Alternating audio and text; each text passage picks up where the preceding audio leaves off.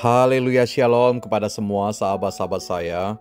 Hal yang lainnya yang sulit buat kita lakukan adalah bagaimana sebuah kerelaan kita untuk kita berkorban, saudara. Sesuatu yang tidak mudah untuk kita lakukan. Dan bagaimana kita bisa mengutamakan kepentingan orang lain dalam melayani tanpa pamrih, bahkan rela berkorban dalam satu pekerjaan Tuhan. Berulang-ulang saya mengurai hal demikian karena ini juga bisa menjadi bagian dalam kehidupan saya pribadi. Bagaimana sebuah kerelaan untuk berkorban, kerelaan dalam memberi, kerelaan dalam menolong, bahkan kerelaan untuk kita bisa meringankan beban dari sahabat-sahabat kita yang lain. Dalam surat Filipi pasal yang kedua ayatnya yang ketiga mulai, dengan tidak mencari kepentingan sendiri atau puji-pujian yang sia-sia, sebaliknya hendaklah dengan rendah hati yang seorang menganggap yang lain lebih utama daripada dirinya sendiri. Dan janganlah tiap-tiap orang hanya memperhatikan kepentingannya sendiri, tetapi kepentingan orang lain juga. Sahabat-sahabat saya, dalam iman kita, rela berkorban berarti bagaimana Anda memposisikan diri meneladani kehidupan Yesus Kristus. Bagaimana dia bisa memberikan hidupnya di atas kayu salib. Demi siapa? Demi keselamatan setiap umat manusia. Jadi keselamatan itu buat semua orang yang percaya kepadanya.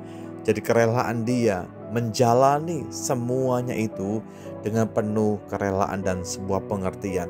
Dan ini yang dikatakan sebuah korban. Kalau hal demikian, saya mau tarik dalam kehidupan kita, bagaimana hidup kita hari ini? Apakah kita juga punya kerelaan yang sama? Nah, berbicara mengenai kasih, Alkitab berkata Yohanes pasal 15 ayat yang ke-13, tidak ada kasih yang lebih besar daripada kasih seorang yang memberikan nyawanya untuk sahabat-sahabatnya. Siapa itu? Yesus. Dia mengasihi, kita semua adalah sahabat-sahabatnya, dan dia memberikan nyawanya untuk setiap kita. Saya katakan bahwa wujud dalam hidup kita bisa berubah dalam melayani.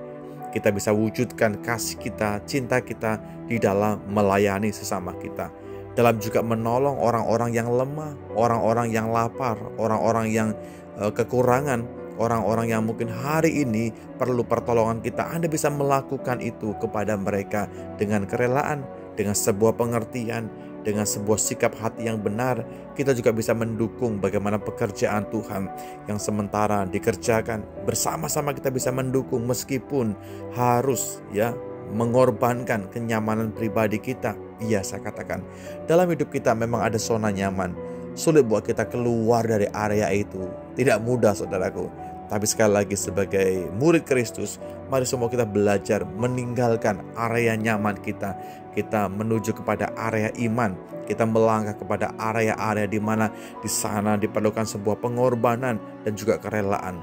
Rela berkorban adalah sebuah kasih yang sejati. Dengan kata lain bahwa ketika Anda rela berkorban, artinya sebuah tindakan kasih yang nyata.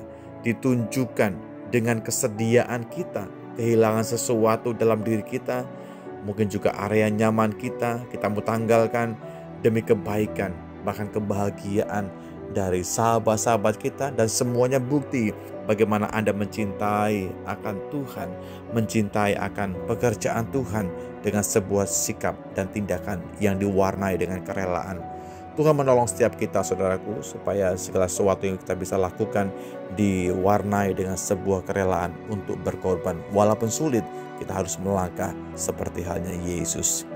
Terima kasih Bapa dalam sorga, terima kasih buat firman dan kebenaran-Mu yang bisa kami terima hari ini. Sungguh Tuhan, firman-Mu hidup, firman yang akan memberikan kekuatan, kemampuan kepada kami lebih lagi. Biar kami semua bisa memiliki sebuah kerelaan untuk berkorban, kerelaan untuk menolong, kerelaan untuk memberi. Walaupun sulit ya Tuhan, kami akan menanggalkan zona nyaman kami akan membawa hati dan hidup kami selaras dengan kehendak Tuhan. Di dalam berkat nama-Mu Yesus Tuhan, kami berdoa dan bersyukur. Amin.